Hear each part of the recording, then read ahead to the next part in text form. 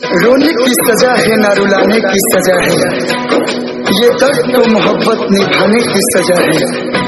हंसते हैं तो निकल आते हैं आंखों से आंसू, ये उस शख्स से दिल लगाने की सजा है। तोहरा शादी के कवानो सगुन भेज दी, तोहरा शादी के कवनो सगुन भेज दी। मेहंदी काम पहरता था कह खून भेज दी, मेहंदी काम पहरता था कह खून भेज दी। तोहरा शादी के कवानो सगुन भेज दी, तोहरा शादी के कवनो सगुन भेज दी। मेहंदी काम पहरता था कह खून भेज दी, मेहंदी काम पहरता था कह खून भेज दी।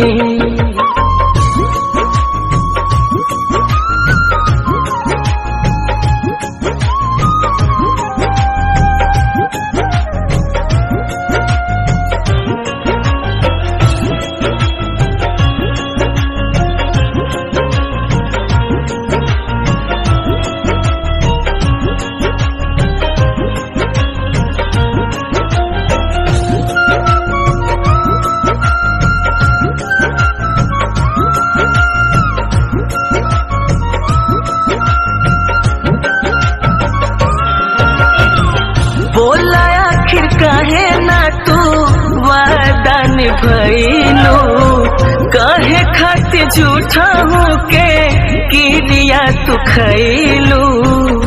दिल का दर्द छुपाना कितना मुश्किल है, गम में मुस्कुराना कितना मुश्किल है। अरे दिल का दर्द छुपाना कितना मुश्किल है, गम में मुस्कुराना कितना मुश्किल है। दूर तक जब चलो किसी के साथ, फिर तन्हा लौट के आना कितना मुश्किल है। बोला आखिर काहे ना तू वादा निभैलू, काहे खातिर झूठा होके किरिया तू खैलू। दिल के जख्म पदारे खातिर नून भेज दी, दिल के जख्म पदारे खातिर नून भेज दी। मेहंदी काम पहरता था कह खून भेज दी, मेहंदी काम पहरता था कह खून भेज दी।